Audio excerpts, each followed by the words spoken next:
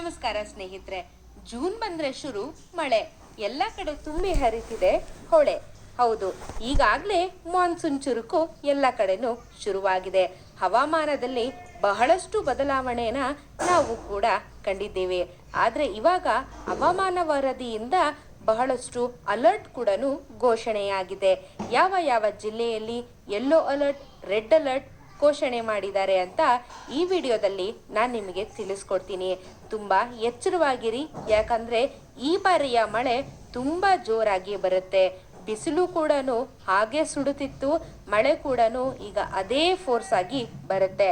ದಯವಿಟ್ಟು ವಿಡಿಯೋನ ಸ್ಕಿಪ್ ಮಾಡಿದಿರೆ ಕೊನೆವರೆಗೂ ನೋಡಿ.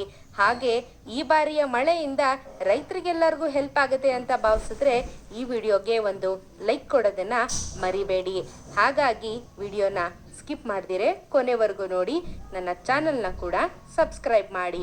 ಹೌದು ಸ್ನೇಹಿತರೆ, ನಿಮ್ಮೆಲ್ಲರಿಗೂ ಗೊತ್ತು, ಹವಾಮಾನದಲ್ಲಿ ಬಹಳಷ್ಟು ಬದಲಾವಣೆ ಆಗಿದೆ.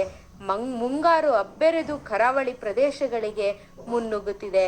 ಮನೆಗಳು, ಗೋಡೆ ಕುಸಿತ ಎಲ್ಲಾನು ಆಗ್ತಾ ಇದೆ. ಹಾಗಾಗಿ ಕೆಲವೊಂದಷ್ಟು ಪ್ರದೇಶಗಳಲ್ಲಿ ಈಗ ರೆಡ್ ಅಲರ್ಟ್ ಘೋಷಣೆಯಾಗಿದೆ. ಅದರಲ್ಲೂ ಕಾರವಾರ, ಕರಾವಳಿ ಪ್ರದೇಶ, ದಕ್ಷಿಣ ಕನ್ನಡ, ಉಡುಪಿ, ಮಂಗಳೂರು ಈ ಜಾಗಗಳಲ್ಲಿ ರೆಡ್ ಅಲರ್ಟ್ನ ಘೋಷಣೆ ಮಾಡಿದ್ದಾರೆ. ಹಾಗಾಗಿ ಮೀನುಗಾರಿಕೆ ಮಾಡುವವರು ದಯವಿಟ್ಟು ಎಚ್ಚರದಿಂದ ಇರಿ. ಮೀನುಗಾರಿಕೆಗೆ ಇದು ಸಮಯವಲ್ಲ. ಹವಾಮಾನ ವರದಿಯ ಪ್ರಕಾರ ಅರಬ್ಬಿ ಸಮುದ್ರ ಹಾಗೂ ಬಂಗಾಳ ಕೊಲ್ಲಿಯಲ್ಲಿ ಉಂಟಾಗಿರುವ ವಾಯುಭಾರ ಕುಸಿತದಿಂದ ಈ ಬಾರಿ ಮಳೆ ತುಂಬ ಜೋರಾಗಿ ಬರುತ್ತೆ. ಸೈಕ್ಲೋನ್ ಕೂಡ ಆಲ್ರೆಡಿ ಶುರುವಾಗಿದೆ. ಇನ್ನು ಮುಂದಿನ 5 ದಿನಗಳ ಕಾಲ ಈ ಒಂದಷ್ಟು ಜಿಲ್ಲೆಗಳಲ್ಲಿ ರೆಡ್ ಅಲರ್ಟ್ನ ಘೋಷಣೆ ಮಾಡಿದ್ದಾರೆ.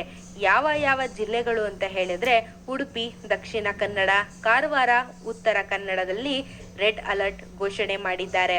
ಹಾಗಾಗಿ ಸ್ವಲ್ಪ ಎಚ್ಚರದಿಂದ ಇರಿ. ಮನೆ ಕುಸಿತ ಹಾಗೆಯೇ ನಿಮಗೆ ಬಹಳಷ್ಟು ತೊಂದರೆ ಆಗುವಂಥದ್ದು ಎಲ್ಲನೂ ಕಂಡುಬರುತ್ತೆ. ದಯವಿಟ್ಟು ಮೀನುಗಾರಿಕೆ ಮಾಡುವವರು ಎಚ್ಚರದಿಂದ ಇರಿ. ಹಾಗೆಯೇ ಈ ಒಂದಷ್ಟು ಪ್ರದೇಶಗಳಲ್ಲಿ ಯೆಲ್ಲೋ ಅಲರ್ಟ್ನ ಕೊಟ್ಟಿದ್ದಾರೆ.